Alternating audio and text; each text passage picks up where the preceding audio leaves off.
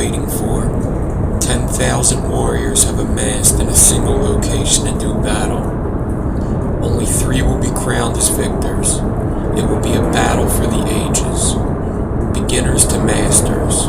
All will bring forth their best. For spectators, you will see some of the best talent in the world. For the warriors, you will fight for glory. The culmination of builders from around the world has led us to this moment. This is Coil Wars 10K build-off. And the results are in.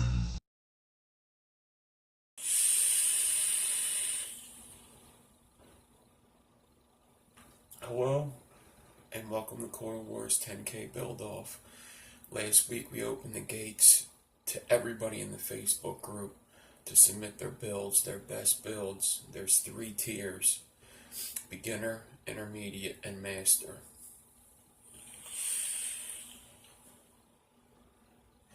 In each tier, we picked 10 of the top builds that we would push over to master builders to judge. This was a very difficult task to do, but we have our top 10. So, without even keeping you any longer, I'm going to jump right in and show you the top 10 builds. Everybody did an awesome job, every single tier. There was something very amazing about every build, and it was so hard to pick. I even said over on the Facebook group, for fun, I did some picking and I wrote down my own list, and I couldn't get past 13, 15 people in each of the tiers. So, very hard task. It took all of 2 days to get these top 10s. So, here it is, your top 10s for each tier. Here are the beginners' top 10. I apologize in advance if I butcher your name.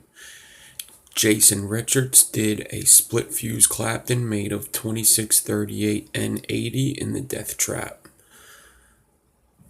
Wicked up, looking ready to go. Alberto Casienda put a fuse Clapton 2436 all N80 in the Druga. Beautiful blues.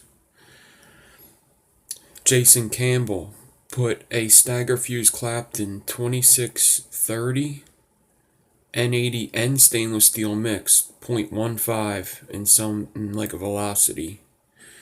Jesse Lawrence put a 2636 stagger fuse Clapton parallel with a 2636 fuse Clapton in a goon style deck 0.12.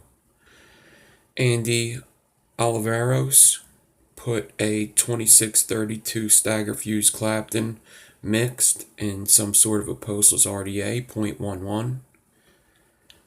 Joseph Barker put 2x24 Alien with 36 N80 in looks like the Reload Rebel. In the Peerless, Philip Genuine put 2432 half staggered Canthal 0.25. Travis Hart put a 2636 stagger fuse Clapton mix parallel with a 2836 fuse Clapton twisted in the Goon. In something like a skill RDA, I guess, a 28 gauge 3 loop braid parallel with a 2840 gauge Clapton by Luke Johnson. Aaron Nelson 2x24 Canthal 36 N80 Alien in like the Pharaoh, I think that is. Great job, guys. Intermediate top 10. Michael Black gave us some super clean interlock aliens in what looks like the Goon 28 gauge frames, 6x0.4 ribbon and 40 gauge times 2 for the interlock. Super clean. Peter Onions gave us a Mohawk parallel with a clapception, 2738 stainless steel for the Mohawk, 3240 over 26 gauge with 38 stainless steel in the gaps of that Clapton. Super colorful. Dustin Dunn gave us a tri-core staggered frame staple. 3x28 and 38 are the frames. 6 times 0.3 is in the middle of them frames with all 38 fuse and stagger. Looks like something like an apocalypse style deck. Sean Hurley gave us a clapception stagger fuse clapton inception. It's a tongue twister. Cores are 32 and 38, all 36 by 40 micro clapton and fuse, all N80 in the goon. Adam Wood gave us an Inception Helix over an Alien. The Inception Helix is 2 times 30 mixed, 8 times 0.3 mixed, 8 times 40 mixed. The Alien, 28-38. I don't know what kind of deck that is. It's pretty awesome though. Trace Dempter gave us a stapled Helix variant. He took 28 gauge Canthal and 28 gauge in 42 and twisted them together. He had 6 times 0.4 for the stack and 8 pieces of 40 gauge to hold it all together. Brian Hellig has a Helixed Alien. So this is a 34 gauge twisted with 40 gauge Helix, 26 frames, 6 times 0.5, all N80, parallel with 22 gauge. Jarrett Jackson gave us a beautiful staple stagger fuse Clapton in the titanium goon. 4 times 0.4 for the frames, 8 times 0.4 for the inside.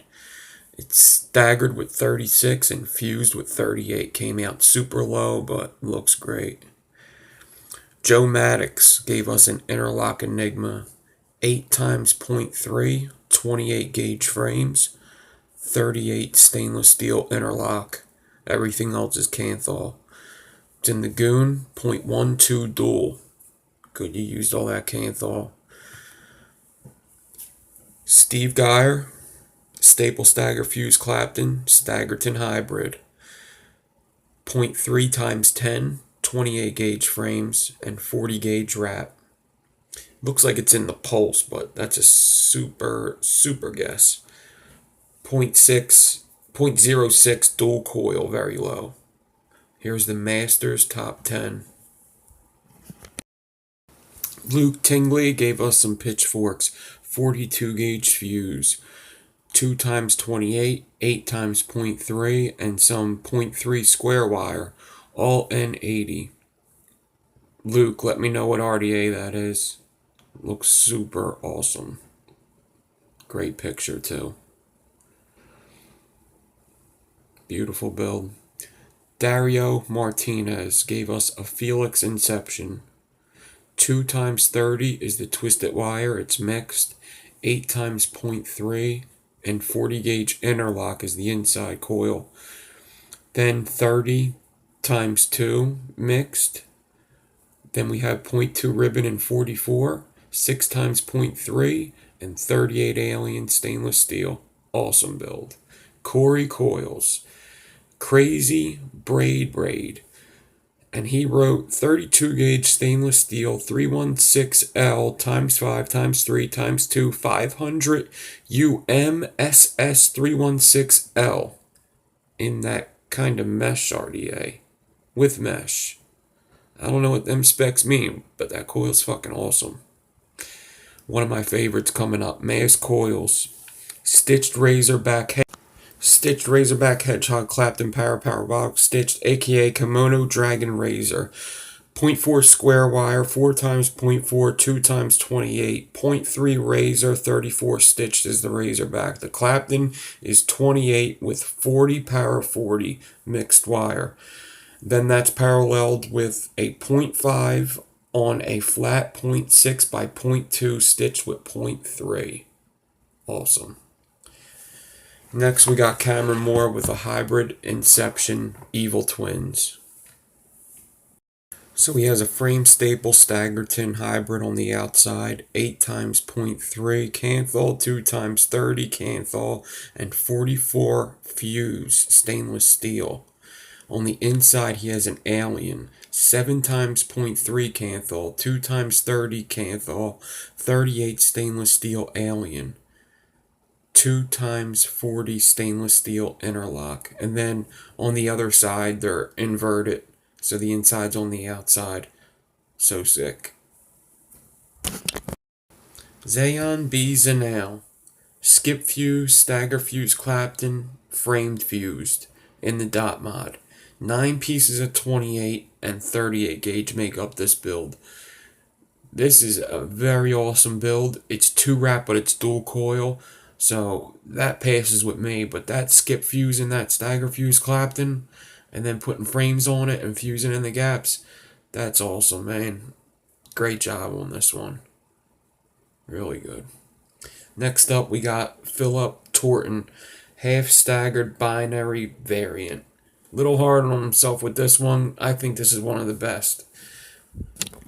So he's got a piece of 28 and staggered 40, and then he has 6 times 0.4 half staggered to it, all N80, the 40 stainless steel, and then he has 6 times 0.3 stainless steel and 1 piece of 4x4 square wire next to it, and then fused with 40.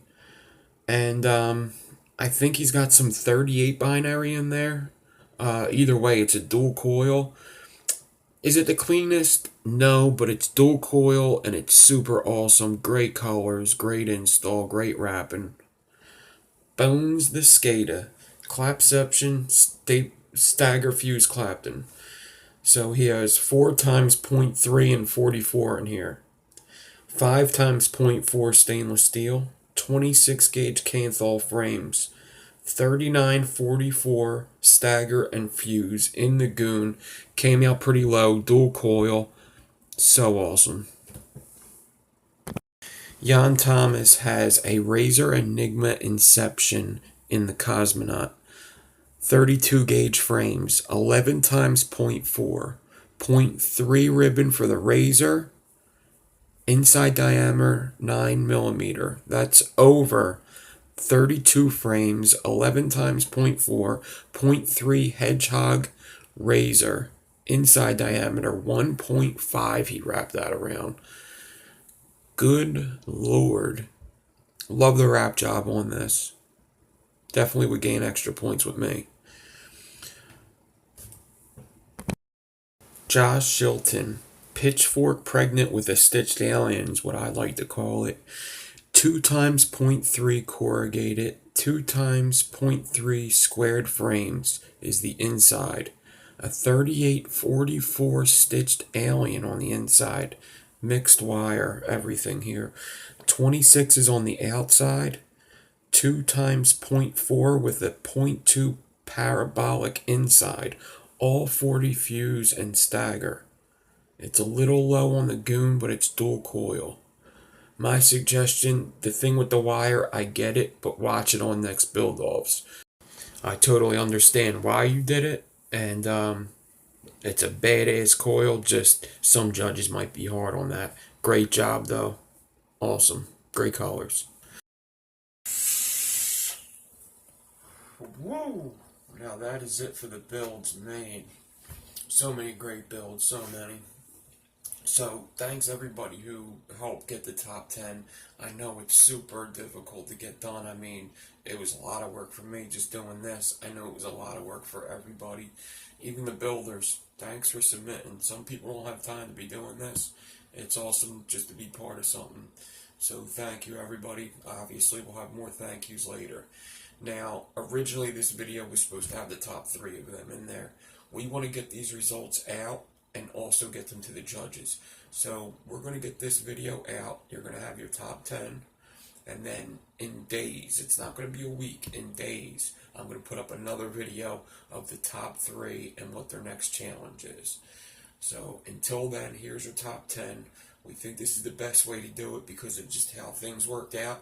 Sorry that the top 3 ain't in here, but I think you guys will respect the decision to just put this out.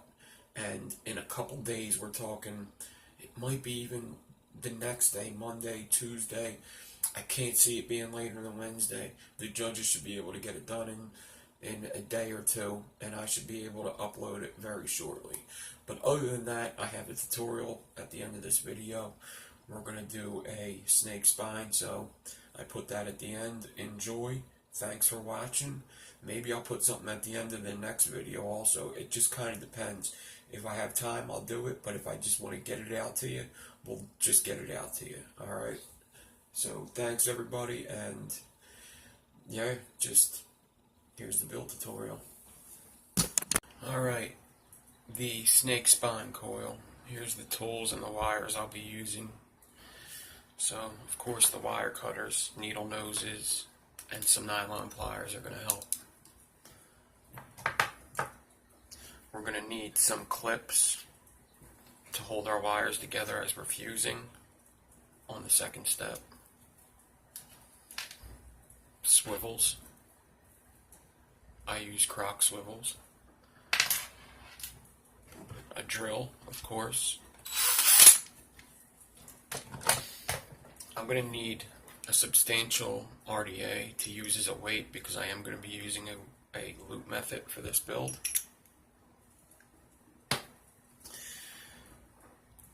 Some kind of flattening tool. I have a jeweler's block, and I also have a clone stainless steel RDA, and I use this to roll out my build and make it flat.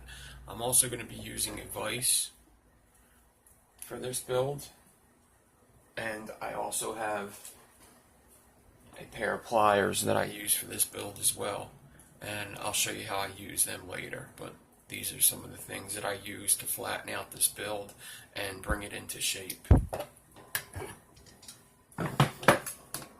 We're going to need an RDA to install in. I have the Twisted Messes 24 here, so we're going to install into this. A tool to install, along with the wrapping tool. And the wires I'm going to be using, which are pretty important that you stay with these wires, is 22, 26, and 36. 36 to me is just one of the only ways to do this. You could use other wires on the outside, but the best is 36. It just bends properly, it looks the best, and it doesn't break when you're going through all these steps. So 36 is a must. Now with the core wires and the D-core wire, these are flexible, but if you do change the core, you have to change the D-core. If you change the D-core, you got to change the core. Just remember, they're always 4 away. So if you use 28 for the cores, use 24 for the D-core. Just remember, they're 4 jumps away. Alright, but I'll be using 26 and 22. Okay, so the first step is I'm going to need to take a piece of 22.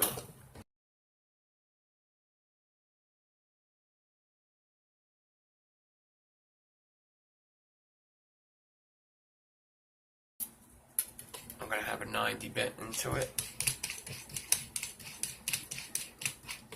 I'm going to grab the other end with my needle noses. Bend it, pull, and twist.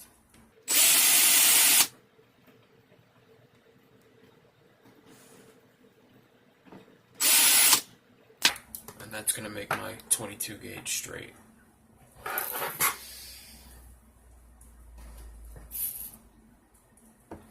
Now I can attach this end to my swivels.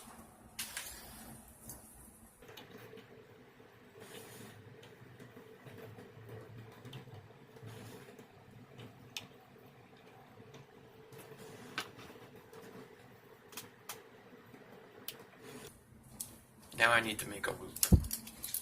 I'm going to get about 1 time around off the spool of this 36 gauge, and I'm going to cut it.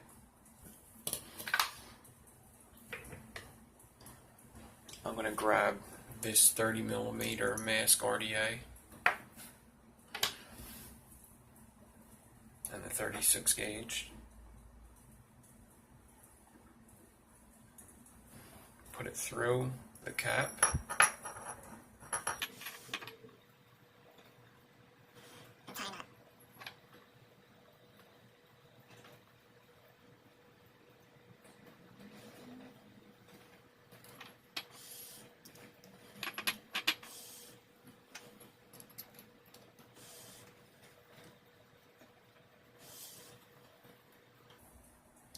This is going to be my loop.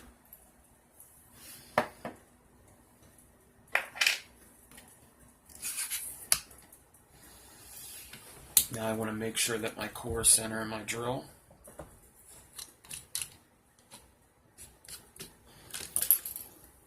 I'm going to get my 36 gauge out.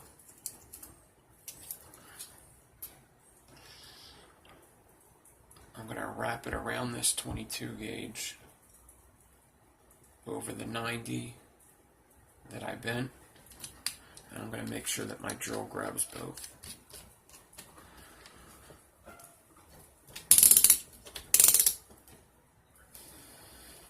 Then I'm going to clap it a bit. Now I'm going to pull an angle and get a little bit of space clapting going on.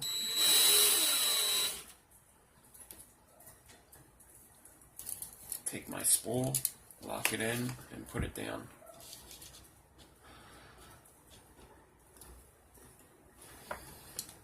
Open up my drill and drop the loop on.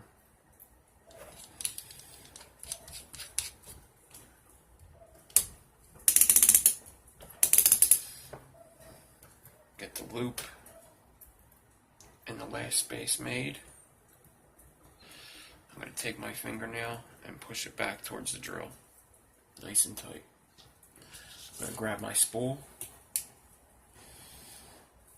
and just like we did on the last build, I'm going to hold a 90-degree angle, a little bit angled towards the swivel, and just get some space clapped in.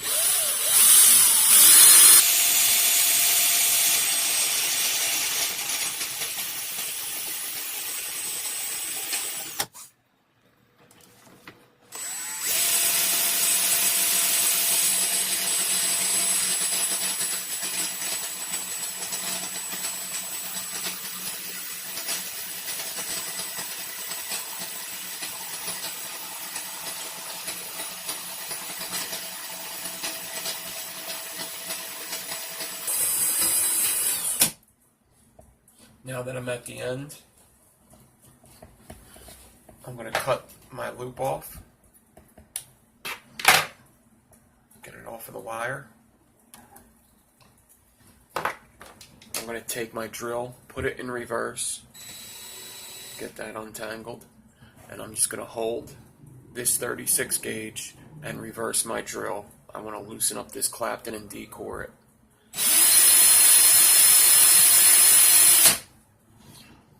I'm going to pinch down here and see if it moves, and it does. I'm going to loosen it a little more. It's loose. So now I'm going to take my close cutters, cut the 22 gauge, and slide the 36 right off. Be very gentle, you don't want to mess up the spacing too much. And then here's my decor.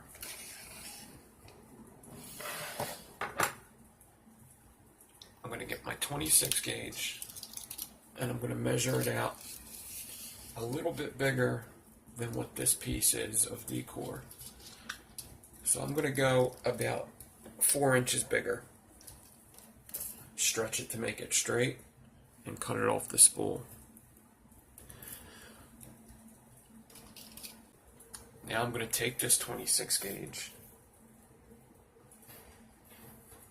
and I'm going to insert it inside of the 36 that came off of the 22. It should be fairly easy since it's so much bigger. Insert it in, put it on the table, put my finger on top of the Clapton, on top of the 26, and just push. And it'll feed right through there. So yes, I forgot a tool in the list.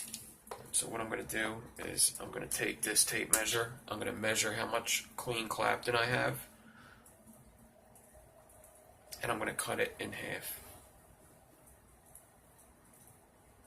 Making sure that this decor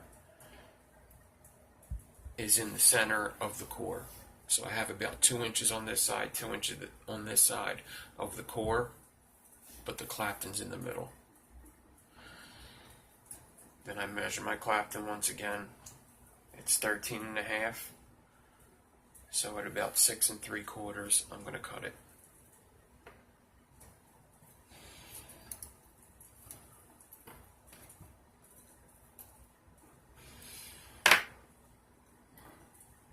Now I'm going to take the middle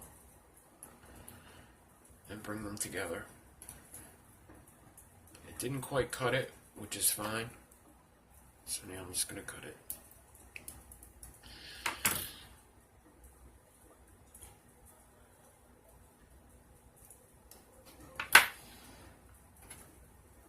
Now I could take these two ends here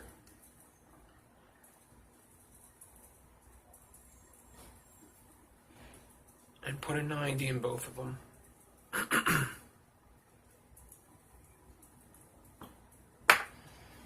Now I'm going to get my drill.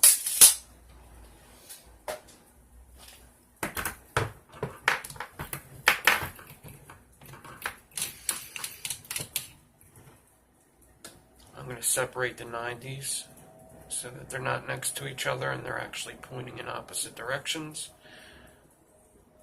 so that when I put it into my chuck, they each have their own little spot to go.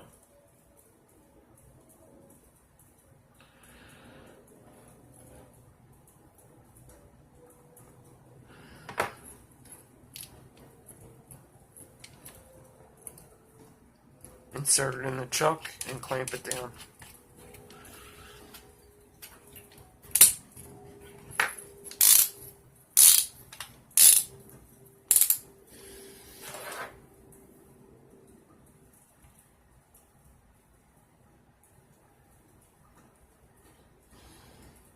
Now I could come down to the swivel, and what I'm going to do actually before I insert these onto the swivel is I'm going to take my drawstring clip here and I'm going to put it over both wires and keep it on the naked wire. I don't put it over the Clapton. And then I'm going to take both wires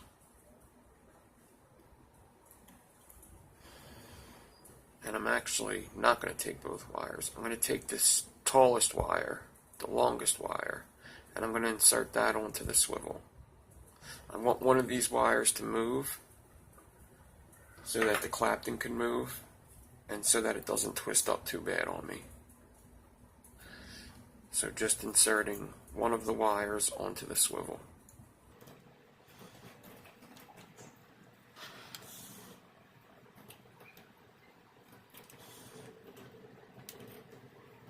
The other one is free to move, but I have that clamp on there so it doesn't hit me in the face or anything when I'm spinning. Now we come back down to the chuck, and what I'm going to do is I'm going to get my 36 gauge spool. I'm going to unlock the wire from the spool, get that 36 and insert it between the two core wires.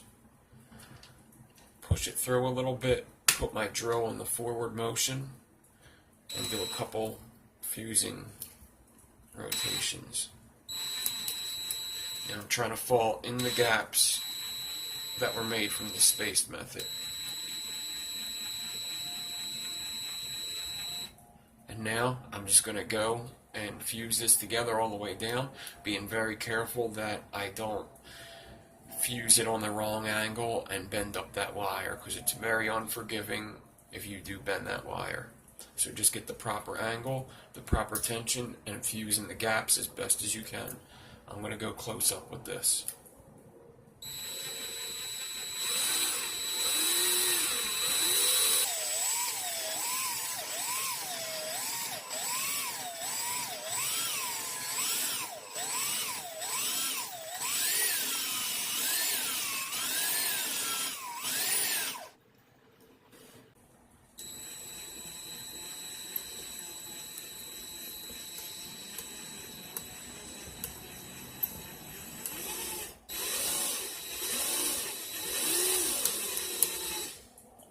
You can reverse if you make a mistake and go back.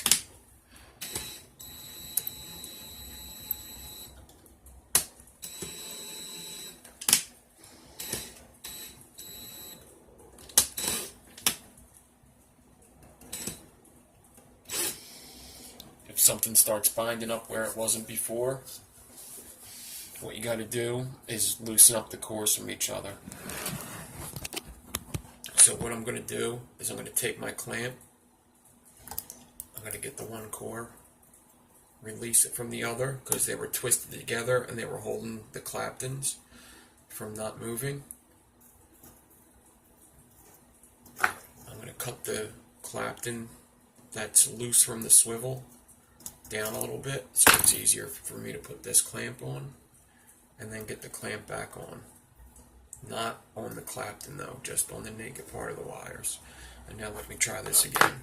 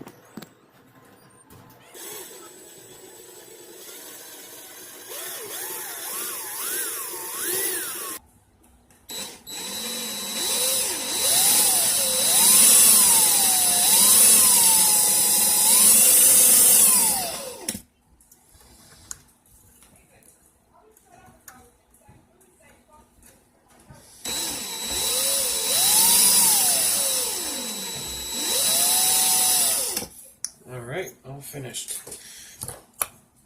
Now I can cut the 36 off. And now what I want to do is I want to get the twists out. So I'm going to take my nylon pliers, hold the wire here, and twist the drill. If it's not twisting in the right way and it's making it twist more, put the drill in reverse, pull away from the drill, and untwist. I could also move down and untwist, and keep moving down and untwist. Get a twist out, move back towards the swivel, get the next twist out, and so on until you got most of the twists out. Then I could cut this from the swivel, cut this from the drill.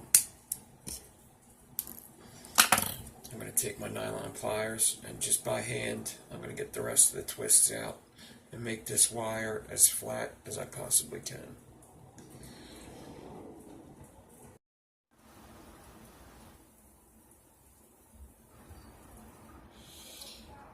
So here's what it looks like before it's flattened for the first time. The 22 gauge D core over the 26 and fused together in the gaps. Okay, so the next step is I flatten this wire. So I have a jeweler's block here and a stainless steel clone mech mod. And I'm just going to roll this wire flat. You could also use a pasta roller or a jeweler's hammer on this jeweler's block. They usually come together anyway when you buy them. And just do one quick flatten.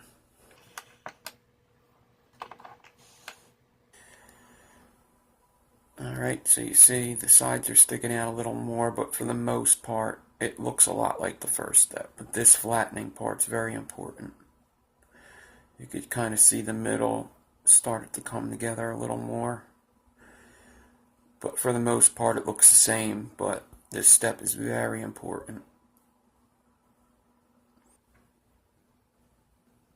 Okay, now we're going to work on getting these sides bent down.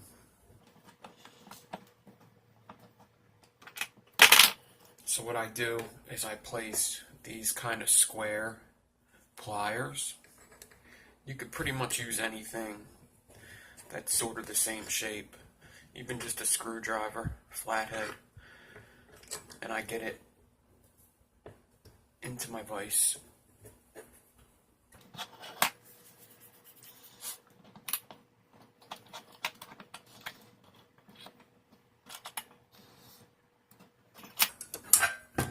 What I'm looking for is a nice sharp 90-degree angle. And when I run my wire down this, I want to make sure that it's flat to the bottom, and then it glides along one of these corners of the pliers, and that corner is going to push down the parts that are sticking out and give me that bending kind of profile. Bend this end up just to give myself something to grab onto, and I do the same thing on this side. Bend that up, and I'm going to hold either end with pliers. Alright, I'm going to hold it just like this both times. I'm actually going to grab another pair of needle noses so I don't have to use my nylons. Another thing I should have put on the list. In fact, I'm going to clamp this down to my table so that it is nice and sturdy.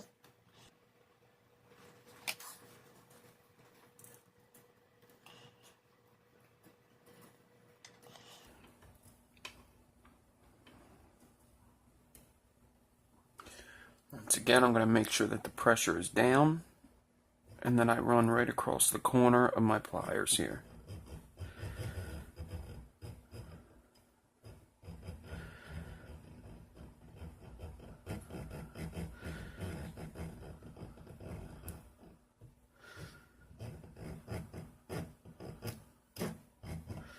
I'm making sure that this wire lays flat onto the vise.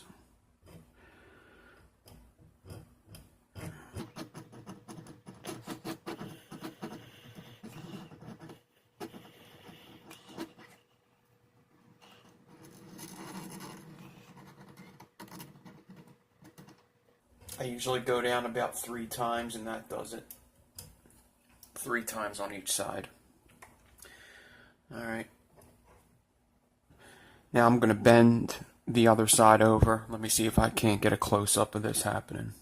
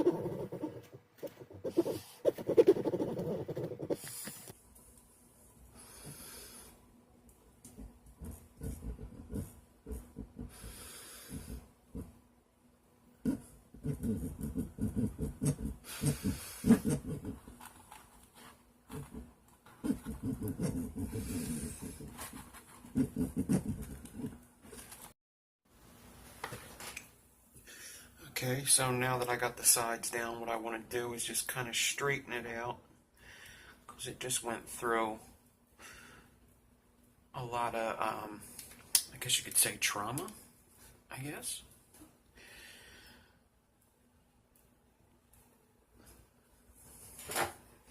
I'm going to get my block again and my flattening mod. And I'm going to flatten it out one more time, and we should be all done.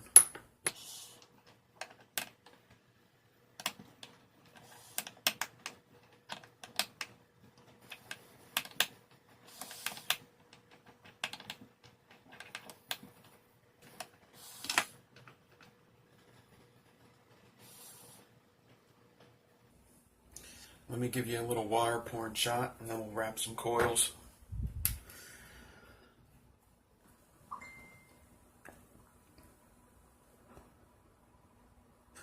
Okay, so here is my snake spine. I did one direction going one way, one direction going the other. You could do the directions going the same way if you would like, and you could do whatever you want. Some people do them going the same way. I kind of like doing it going the opposite way.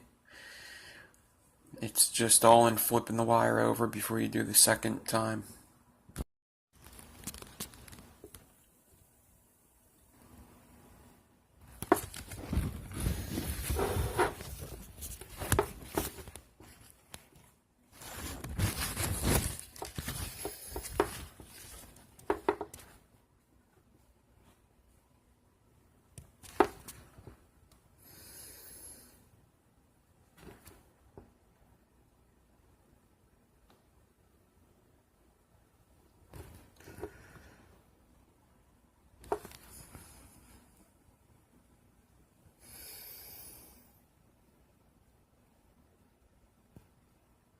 Alright, here's what she looks like close up when it's all said and done. Let's wrap it up and see what it looks like.